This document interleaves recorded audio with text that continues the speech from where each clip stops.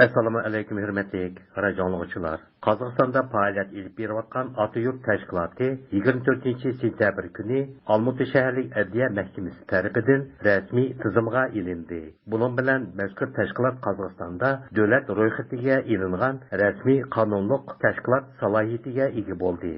Ota-yurt fidoyilari tashkiloti 2017-yildan buyon Uyg'ur elidan o'z yurti Qozog'istonga ko'chib kelgan qozoqlarning Xitoy doiralari tarafidan lagerlarga qamalgan urug' tuqqanlari haqidagi guvohliklarni to'plash, bu ma'lumotlarni xalqaro tashkilotlarga yetkazish, dunyo jamoatchiligiga anglatish va matbuotlarda e'lon qilish bilan shug'ullanib kelmoqda edi. Ota-yurt fidoyilarining hozirgi yetakchisi Yerbol Davletbeko'g'li bizga mazkur tashkilotning Qozog'iston davlat ro'yxatiga ilinganligi haqidagi xabarni ma'lum qildi.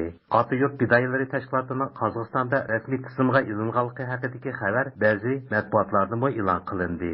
Shularning biri Ozodlik radiosida 25-sentabrda berilgan Xitoydagi qozoq masalasini ko'tarayotgan Ota-yurt fidoyilari tashkiloti davlat ro'yxatiga ilindi nomli xabardir. Xabarda aytilishicha, mazkur tashkilot o'zini Qozog'istonda rasmiy tizimlatish uchun bir necha qatim iltimos qilgan bo'lsa-mu, ammo adliya vakillari hujjatlarning durust emasligini bahona qilib, rad qilib kelgan ekan. Tashkilot a'zolari bo'lsa, bu masalaning orqasida siyosiy o'yin borligini his qilib, bu yil sentabr oyida Olmuti shaharlik adliya mahkamasi ustidan sudga arz qilgan ekan.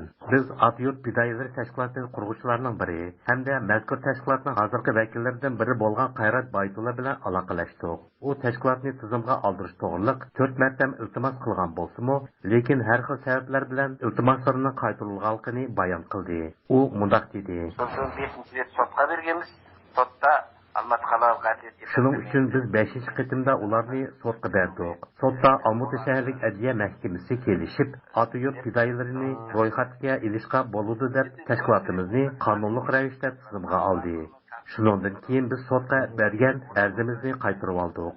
Endi biz yana shu Qozog'iston davlatligida xalqaro qonunlarga asoslangan holda ishlaymiz.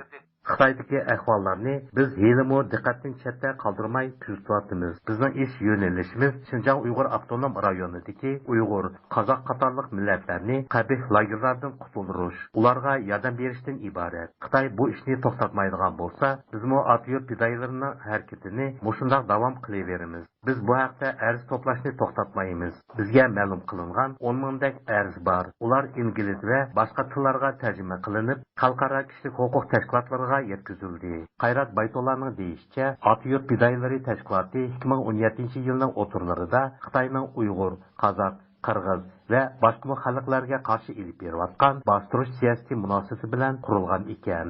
U mundaq dedi: Xitoylar asosan degidek Qozog'istonga kelib qaytganlarni Qozog'istonda juma namoziga borgan yoki masjidga kirgan yoki urug' tuqqanlar bilan so'zlashgan degandek yo'qlar bahonalar bilan tutqun qildi. Ana shunday bir paytda Olmutidagi millatparvar shaxslar birikib fidoyilar guruhini tashkil etdi va bugungi qadar ishlab keldi. Yevropadagi ma'lumotlarga qaraganda, siyosiy tarbiyalash lagerlarida 3 millionga yaqin Uyg'ur, 500 mingdek qozoq, 50 mingdek qirg'iz tutib turilyapti. Qo'lga elish, qamash yilimi davom qilyapti. Hozir Ili oblastidan pasporti bor ba'zi odamlar ko'chib kelyapti. Altay, Tarbag'atay, Sanchi va Urumchidagi qozoqlarning pasportlari texcha berilmabdi. Uyg'ur, qirg'iz qatorliq millatlarning pasportlari asosan berilmadi degan ma'lumotlar bizga yetdi. Yana bir masala, u yoqdagi Uyg'ur, qozoq, qirg'iz tillaridagi maktablarning borlig'i Xitoy maktablariga qo'shib etilgan. Ularning maqsadi bu millatlarni assimilyatsiya qilib yo'qotishdir. Egilishimizcha, Ota-yurt fidoyilari tashkiloti keyingi vaqtlarda Uyg'ur, qirg'iz, tatar qatorliq boshqa yerlik millatlarning masalasini qo'lga olgan ekan. Bu tashkilot turli xalqaro tashkilotlar, milliy birlashmalar, ziyolilar, jamoatchilik bilan aloqalarni texmo mustahkamlashga kirishgan ekan. Radio ziyatini qabul qilgan Qozog'istonlik tonilgan siyosatshunos Jasaral Quvonishali apandi Ota-yurt fidoyilari tashkilotining ishini qo'llaydiganligini bildirib, bunday dedi: O'tkeni ularning jazolatgan tiriklari Xitoyga sababi ularning qilayotgan ishlari Xitoyga qarshilik ko'rsatish, Xitoy xalqini qaytarish, Xitoydagi qarindoshlarimizning ahvolini yaxshilashdir. Bu tashkilot Uyg'ur, qozoqlarning Xitoydagi masalalarni xalqaro ma'lum qilish bilan shug'ullanayotgan bir tashkilotdir. Uning rahbari Sevikjon Bilashog'li ustidan sud bo'lib, u 7 yilgacha jamiyatlik ishlarga yetakchilik qilmaslik sharti bilan qo'yib berildi. Qısqası uning siyosat bilan shug'ullanishi ma'ni qilindi. Ota yurt fidoyilari mana ro'yxatdan rasmiy o'tdi. Endi uning o'z ish harakatlarini shu qilibda, ya'ni elimizning, xalqimizning foydasiga yurgizadigan bo'lsa, men albatta buni qo'layman. Ammo shundaqdimi, elimizda tizimga ilingan tashkilotlarga shaxsan men o'zim gumon bilan qarayman. Albatta, hukumat tarafdan tizimlanib, rasmiy ishlagini to'g'ri. Mushu topda men uzul kesil bir fikr etolmayman. Hammani vaqt ko'rsatadi, vaqt baholaydi deb o'ylayman. Ma'lumotlarga qaraganda, Ota yurt fidoyilari tashkilotining yetakchisi Sherikjon Belashog'li milliy o'chmanlikka qutratqulik qilish, qonunsiz tashkilot qurish jinoyati bilan ayblanib, javobgarlikka tortilgan edi.